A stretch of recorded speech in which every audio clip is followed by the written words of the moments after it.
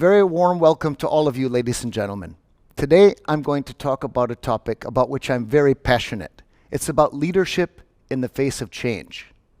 My mother used to tell me, change is a constant.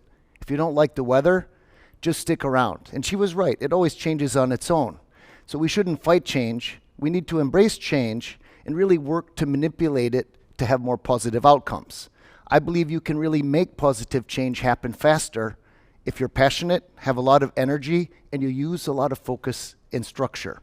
So we're going to talk about some stories from Nove KBM that I hope will help you take away some of the lessons of a career into your own endeavors. Winston Churchill was often quoted as saying, "To improve is to change, and to approach perfection is to change often." But one little warning, nobody really likes change. There's a lot of resistors. I heard somebody say, only the wet baby in a wet diaper really likes change. So you have to be focused. So let's talk about a few stories, one from the past, one from the present, and one from the near future. And I hope some of these stories will give you some recipes about how to manipulate and manage change positively.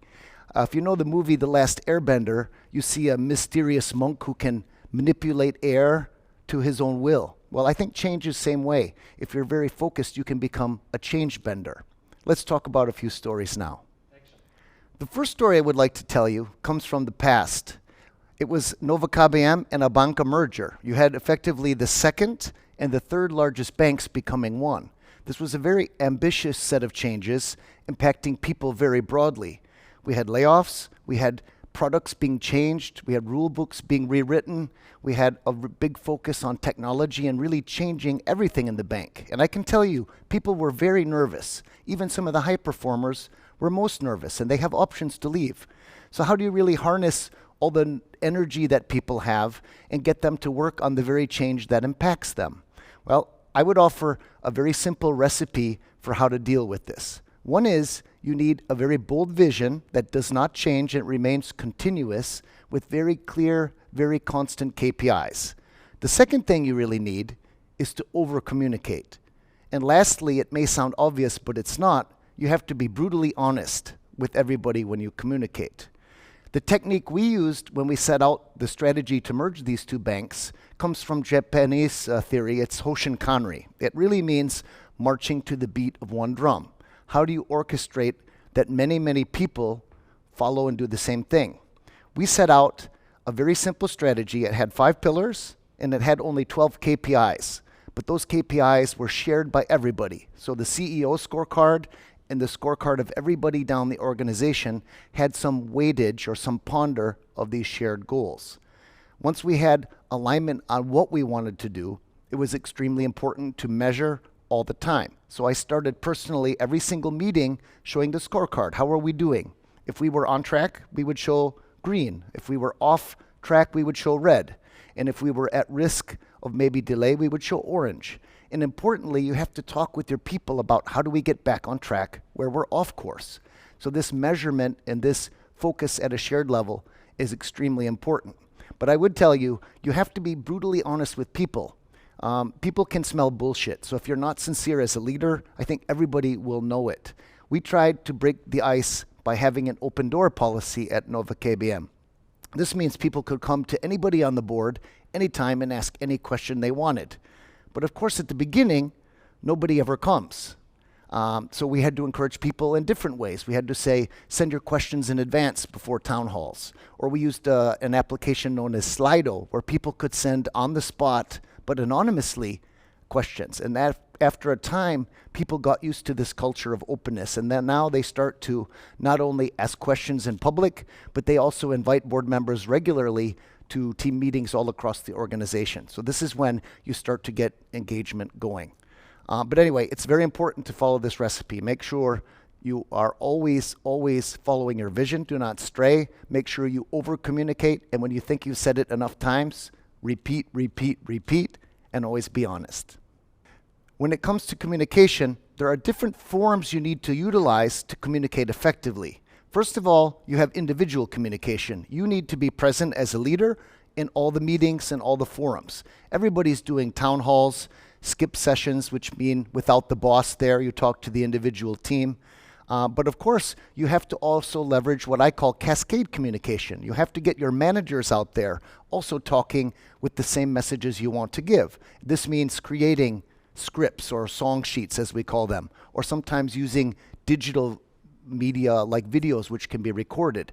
And let's not forget the power and the importance of strong symbols. I brought one example with me today. When we were merging two banks together, we wanted to stress to everybody they had a part to play. So you had Abanca green, you had Nove KBM red. And this was important as we did a cooking class together to build team to show everybody has a role.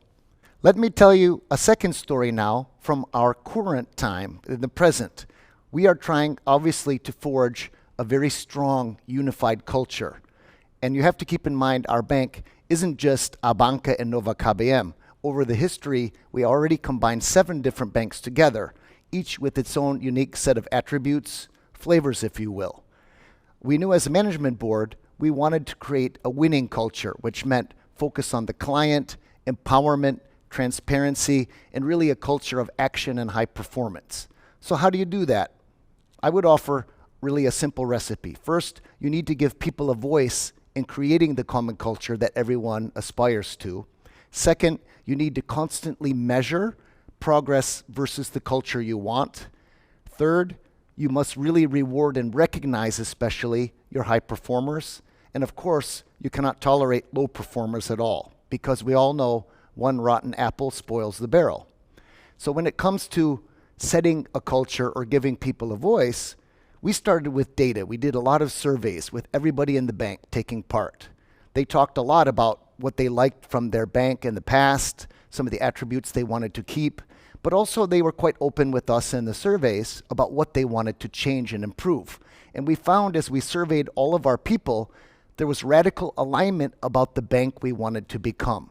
Everybody wanted to be on a winning team where people are developed, people can learn, they're surrounded by the best experts, and they effectively wanted a client-centric, performance-oriented culture. So on that, we were naturally very aligned.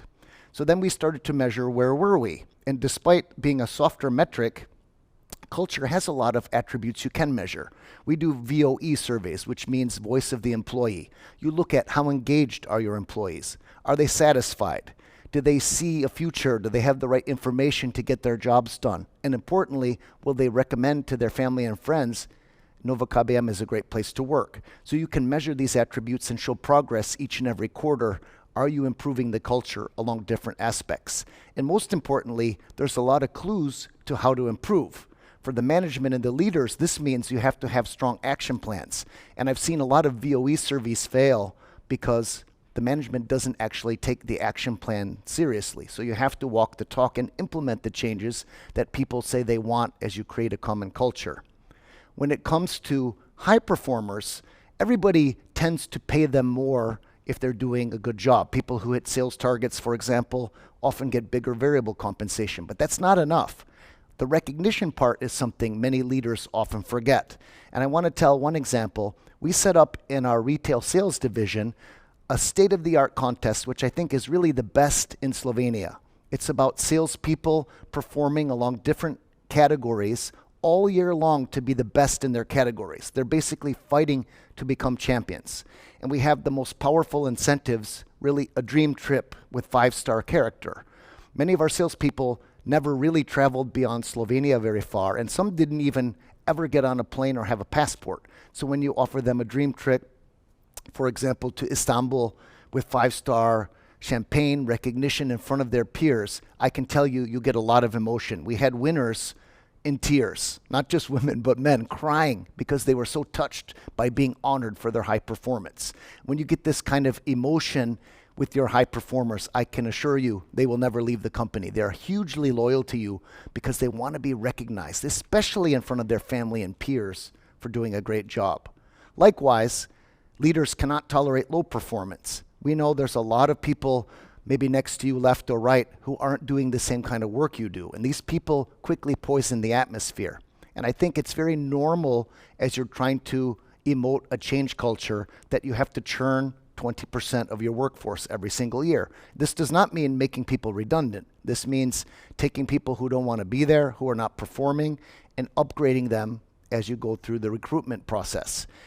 Inevitably, you need people with new ideas, high energy, and people who want to make change happen. So that's part of the formula that we're dealing with right now at Nove KBM. Now I'd like to tell you a third story about our near future. It's about enacting positive change for our climate. For sure, this is not an easy change because it's not about one company or one bank changing itself. It's about the whole ecosystem becoming more aware and driving positive change across the whole of Europe and beyond. So how do we do this? Well, before I talk about how to do it, let's talk about the what. I think banks, first of all, have a very important role to play when it comes to climate change. The first step we all have is to build awareness and form consensus around the change that needs to happen. This has to be in place before you can actually set a bold vision and have strong KPIs. Secondly, we all need to reduce our carbon emissions. Our bank, your company, every consumer, and of course the regulators and lawmakers have a big role to play here. So I think one of the most important challenges on the road ahead is making sure we have real apples to apples data transparently available for everybody so that consumers can make the right choices and also banks can make the right choices. If you consider that banks are really the supermarket for money, our role in this whole equation is to make green initiatives favorable, more economic, and also to some extent to penalize the polluters. Everybody either has money to invest or they need money and they borrow. We can make the price of money for polluters higher and we can make the investments for people with money more attractive. If you think about the old analogy of stripping a forest and taking all the profit, the basic problem is nobody actually weighs in the economic costs.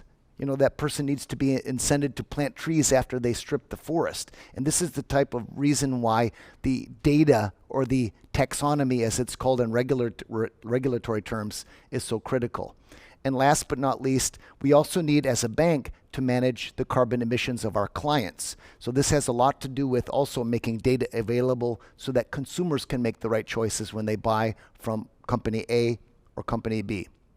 So how do we make this type of even more ambitious change happen, not just across any one company, but across various sectors? Well, the formula is very similar. We also need collectively a very bold vision with very clear KPIs. And I don't think we're there yet. This is something probably the policymakers need to lead.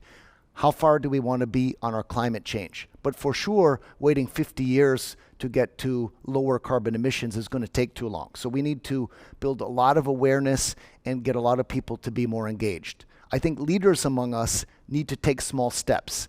Everything you do is noticed, and it starts to make a big difference when you collectively add it up. The second thing we need to do once we get that vision in place is measure transparently and honestly all the time. We need to show ourselves, are we making progress towards positive climate change or are we regressing? And if not, if we're in the red area or the orange area, we need to talk about what can we do to course correct. And last but not least, we need to communicate constantly with consumers so that they understand their choices and the implications of making them. But if we want to make this change happen, we want to be change benders in the positive, we need to start, first of all, leading by example and making it transparent. So hopefully these stories are very useful for you and you can pick up something along the way that might help you, whatever your business or whatever your personal challenge. But I would like to give you a couple more personal tips as a leader in closing about how do you manage the change. Really 2 points. One is don't fight change. You really need to embrace change because if you fight it, you're just going to become negative and you become a blocker. But if you embrace change and you try to manipulate it through structure, passion, and energy, you can make the change more positive, faster. And the second piece of advice I would give you is a harder piece of advice. You have to learn to live with ambiguity. This means you don't know how the change will affect you personally either. Every change will affect you ultimately, but as long as you're comfortable with the direction of travel, just go with it. Things will work out in the end. They always do. I want to thank you for your attention, and I wish you a very good day ahead. Thank you.